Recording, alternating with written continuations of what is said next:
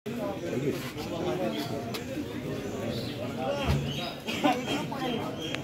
কোনো চোর না, সন্ত্রাসী না, কোনো ডাকাত না, দুর্নীতিবাজ না ভাই। টাকা খেয়ে একরকম নিউজ করছে, আমার নিয়ে এমন কোনো রেকর্ড নাই, কোথাও নেই। পুরো ঝিনাইদহকেও বলতে পারে না যে আমি টাকা খেয়ে কখনো নিউজ করি। আমি নাকি টাকা খেয়ে এক পক্ষ হয়ে নিউজ করতে এসেছি।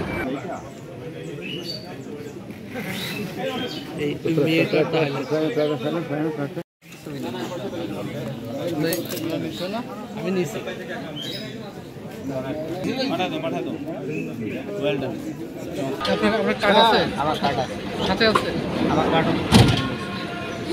আপনি নবচিত্র থেকে নবচিত্র পত্রিকা কোথায় পাবলিশটা কোথায়? কালীগঞ্জ থেকে হবে, কালীগঞ্জ। আমাদের যশোর জেলা তারা বিভিন্ন কেন্দ্রে ভোটারদের মধ্যে বিভ্রান্তিকর তথ্য, বিশেষ করে আমাদের পুলিশ প্রশাসন এবং আমাদের নির্বাচন কমিশনের আমাদের যে মহান উদ্দেশ্য যে নির্বাচনকে সুন্দরভাবে করার জন্য, সেই বিষয়টাকে প্রশ্নবিদ্ধ করার জন্য দুইজন ভুয়া সাংবাদিক এখানে বিভ্রান্তিকর তথ্য ছড়াচ্ছে যে কোনো একটা প্রার্থীর পক্ষ হয়ে, এবং কয়েকজন প্রার্থীও এই ব্যাপারে আমাদের কাছে অভিযোগ করেছেন। তো সেই তথ্যের ভিত্তিতে আমরা এখানে এসে দুজনকে পেলাম। একজনের নাম হচ্ছে সাংবাদিক শারমিন আরা, আর একজনের নাম হচ্ছে নীরব মেবি। এই দুইজনকে আমরা পেলাম। এর ভিতরে এই নীরবকে এখানে এসেই আমরা জানতে পারলাম যে নীরব হচ্ছে একজন পেশাদার প্রতারক। সে ইতিমধ্যে অনেকবার পুলিশের কাছে বিভিন্ন প্রতারণার অভিযোগে সে গ্রেপ্তার হয়েছে। আর সাংবাদিক শারমিন আরা যিনি আছেন, যিনি সাংবাদিক পরিচয় দিয়েছেন, তার যে কার্ডটি দেখেছি আমরা, সেই কার্ডটি হচ্ছে ঝিনাইদহের নির্বাচন করার জন্য সে লায়াবল।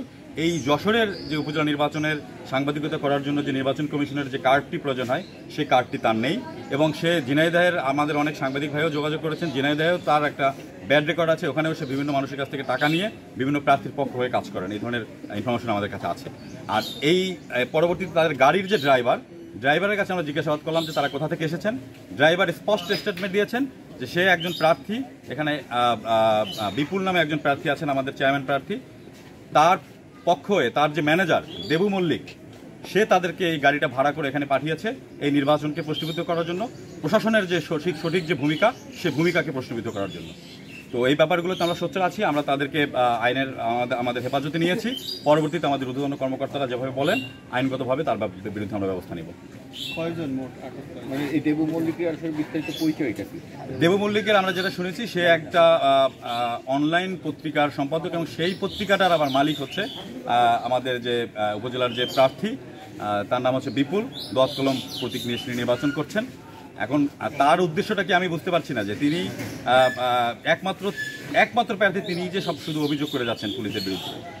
আমরা কিন্তু আপনারা দেখেছেন, আমরা যতগুলো নির্বাচন আমরা করেছি, আমাদের সম্মানিত পুলিশ সুপার জনাব প্রলয় কুমার জোয়ারদার পিপিএম স্যারের নেতৃত্বে সে নির্বাচন অবাধ, সুষ্ঠু, নিরপেক্ষ হয়েছে। আপনারা সাংবাদিক ভাইরা প্রত্যেকটা জায়গায় গিয়েছেন, দেখেছেন ভোটাররা সুন্দরভাবে নির্বাচনে ভোট দিচ্ছেন।